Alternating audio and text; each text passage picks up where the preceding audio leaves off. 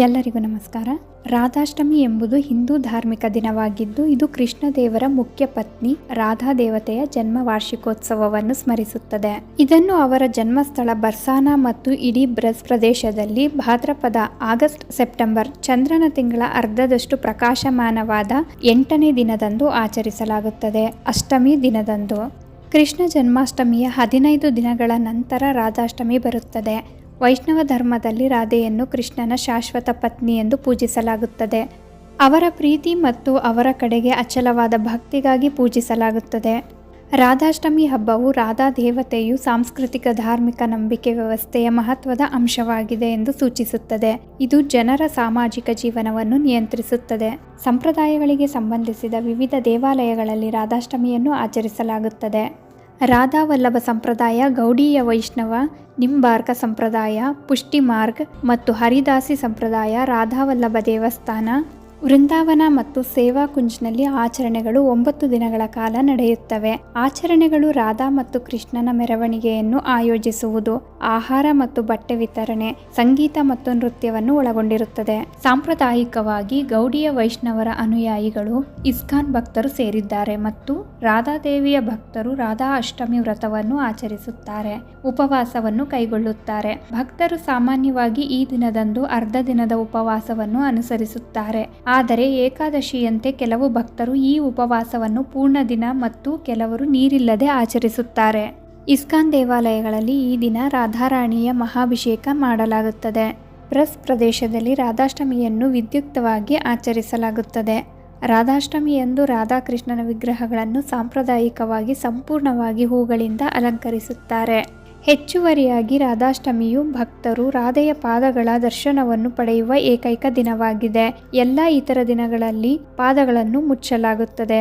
ರಾಧಾಷ್ಟಮಿಯು ಧಾರ್ಮಿಕ ಸ್ನಾನದಿಂದ ಪ್ರಾರಂಭವಾಗುತ್ತದೆ. ಮನೆಗಳು ಮತ್ತು ದೇವಾಲಯಗಳಲ್ಲಿ ರಾಧೆಯ ವಿಗ್ರಹವನ್ನು ಪಂಚಮಿತ್ರದಿಂದ ಸ್ನಾನ ಮಾಡಿಸಲಾಗುತ್ತದೆ.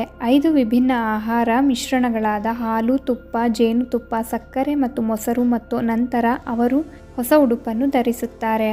ಪಂಚಾಮೃತದಂತಹ ಬ್ರಜ್ ತಿನಿಸುಗಳನ್ನು ಸಹ ನೈವೇದ್ಯಕ್ಕಾಗಿ ತಯಾರಿಸಲಾಗುತ್ತದೆ. ನಂತರ ಆಕೆಗೆ ಭೋಗ್ ಆಹಾರ ನೀಡಲಾಗುತ್ತದೆ. ಈ ದಿನದಂದು ಭಕ್ತರು ದೈವಿಕ ದಂಪತಿಗಳಾದ ರಾಧಾಕೃಷ್ಣ ಮತ್ತು ಅವರ ಕಾಲಕ್ಷೇಪವನ್ನು ಸ್ತುತಿಸಿ ಭಕ್ತಿಗೀತೆಗಳನ್ನು ಹಾಡುತ್ತಾರೆ.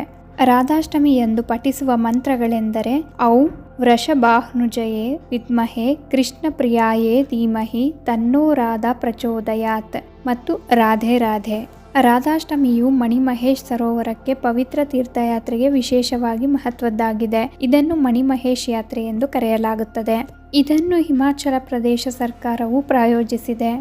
ಇದರ ಮೊದಲು ಪವಿತ್ರ ಚಾರಿ ಯಾತ್ರಿಕರು ತಮ್ಮ ಭುಜದ ಮೇಲೆ ಹೊತ್ತೊಯ್ಯುವ ಪವಿತ್ರ ಕೋಲು. ಯಾತ್ರಿಕರು ಬರಿಗಾಲಿನಲ್ಲಿ ಶಿವದೇವರ ಸ್ತೋತ್ರಗಳಿಗೆ ಹಾಡುತ್ತಾ ಮತ್ತು ನೃತ್ಯ ಮಾಡುತ್ತಾ ಹಡ್ಸರ್ನ ಹತ್ತಿರದ ರಸ್ತೆಯ ಪಾಯಿಂಟ್ನಿಂದ ಮಣಿಮಹೇಶ್ ಸರೋವರದವರೆಗೆ 14 ಕಿಲೋಮೀಟರ್ ಟ್ರೆಕ್ ಅನ್ನು ಕೈಗೊಳ್ಳುತ್ತಾರೆ. ಕೃಷ್ಣ ಜನ್ಮಾಷ್ಟಮಿಯಿಂದ ಪ್ರಾರಂಭವಾಗುವ ಮಣಿಮಹೇಶ ಯಾತ್ರೆಯು 15 ದಿನಗಳ ನಂತರ ರಾಧಾಷ್ಟಮಿಯೊಂದಿಗೆ ಕೊನೆಗೊಳ್ಳುತ್ತದೆ.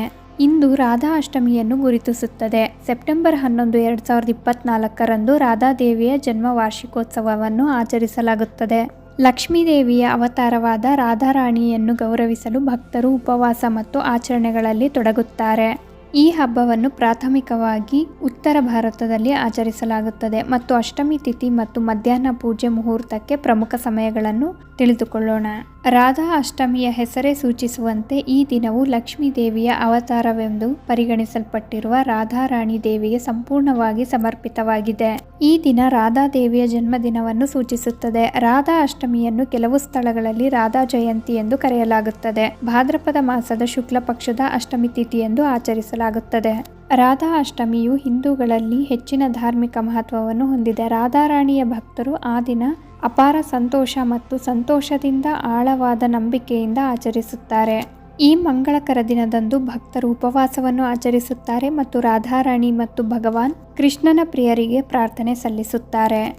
ರಾಧಾರಾಣಿ ತಂದೆ ವೃಷಭಾನು ಮತ್ತು ತಾಯಿ ಕೀರ್ತಿಗೆ ಜನಿಸಿದರು. ದಂತಕಥೆಗಳ ಪ್ರಕಾರ ಅವರು ಲಕ್ಷ್ಮೀ ದೇವಿಯ ಅವತಾರ ಎಂದು ನಂಬಲಾಗಿದೆ. ಭಕ್ತರು ಆಕೆಯ ಜನ್ಮದಿನವನ್ನು ಅತ್ಯಂತ ವಿಜೃಂಭಣೆಯಿಂದ ಆಚರಿಸುತ್ತಾರೆ. ಈ ಹಬ್ಬವನ್ನು ಮುಖ್ಯವಾಗಿ ಉತ್ತರ ಭಾರತದಲ್ಲಿ ಆಚರಿಸಲಾಗುತ್ತದೆ. ರಾಧಾ ಜನ್ಮಾಷ್ಟಮಿಯ ಬಗ್ಗೆ ಇಷ್ಟು ವಿಷಯಗಳನ್ನು ತಿಳಿಸ್ತಾ ನಾನು ಈ ವಿಡಿಯೋನ ಇಲ್ಲಿಗೆ ಎಂಡ್ ಮಾಡ್ತಾ ಇದ್ದೀನಿ. ಮಾಹಿತಿಗಳು ನಿಮ್ಗೆ ಇಷ್ಟ ಆದರೆ ದಯವಿಟ್ಟು ನಮ್ಮ ಚಾನಲ್ಗೆ ಸಬ್ಸ್ಕ್ರೈಬ್ ಆಗಿ, ಲೈಕ್ ಮಾಡಿ, ಶೇರ್ ಮಾಡಿ, ಹಾಗೆ ಕಮೆಂಟ್ ಮಾಡಿ.